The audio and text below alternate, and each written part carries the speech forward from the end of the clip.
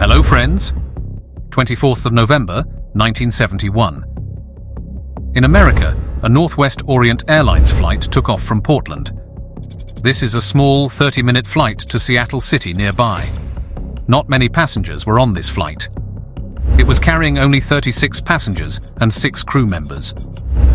But these passengers were unaware that a hijacker was present on this flight, a man named D.B. Cooper. The hijacker looked like a normal businessman.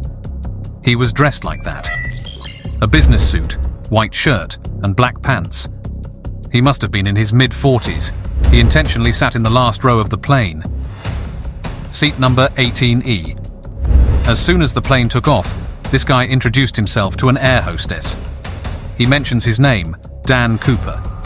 The hostess's name was Florence Schaffner, and with big smile, he handed a note to the air hostess.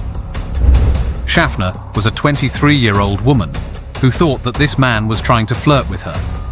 So, she took that note and kept it with her without reading it. Seeing this, Cooper told her that she should read the note. He said that he had a bomb.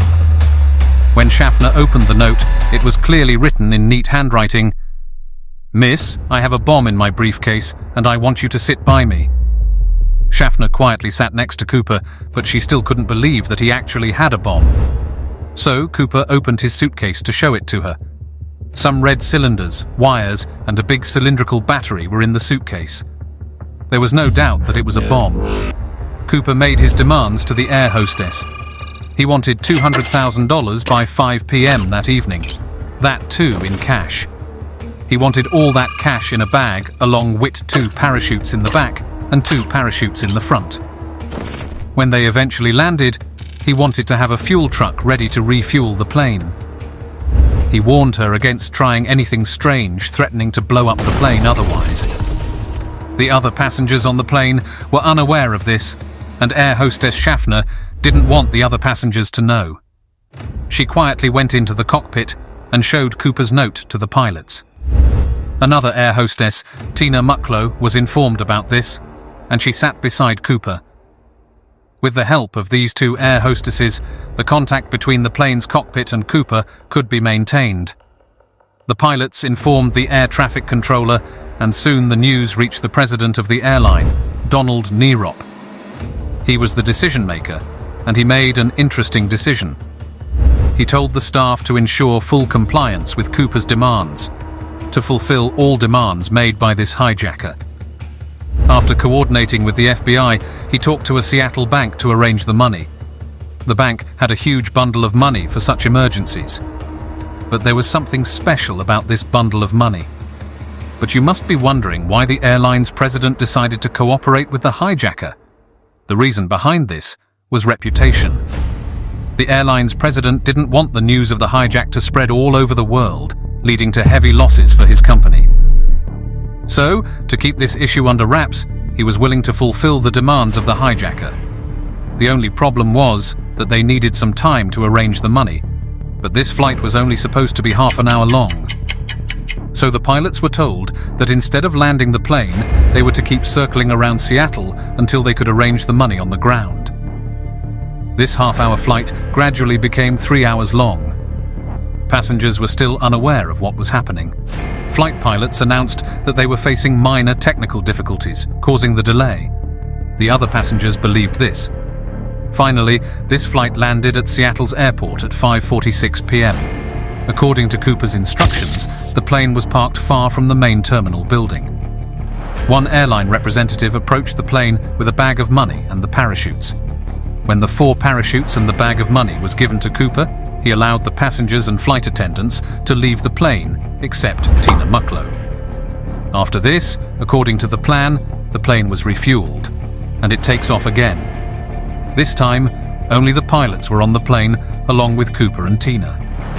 Cooper started giving instructions to the pilots again.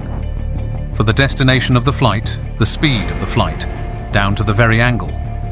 He directs them to fly the plane towards Mexico City, at an altitude of 10,000 feet in the air, with the wings positioned at 15 degrees. As for the plane's speed, he wanted to fly as slow as possible. The pilots told Cooper that flying with these configurations would make it difficult for them to reach Mexico City. because there wasn't enough fuel in the plane, but Cooper was not worried about it. Cooper told them to fly as he directed. A few minutes later, a warning light flashed in the cockpit, indicating that the rear staircase had been deployed. This was a unique feature in these planes back then. Boeing 727 planes had an aft staircase at the back. In the photos, you can see how the stairs deployed from the back. Cooper deployed these stairs and jumped out with the parachutes and the money.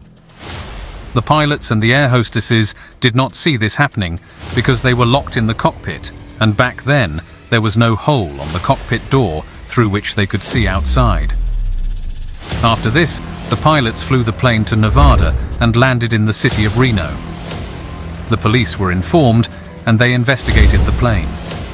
They found some personal items belonging to Cooper, like the cigarettes he was smoking on the plane. Smoking was allowed in aeroplanes back then, but the suitcase that had the bomb, the bag of money, and the parachutes were all missing, like Cooper. From that day, the FBI started its investigation to find Cooper, but no trace of Cooper was found. This investigation went on for 45 years. It was officially closed in 2016, but the answers to many questions are still unanswered. This is the only hijack in history that no one has been able to solve. One of the greatest mysteries for the FBI. Who was Cooper? What happened to him?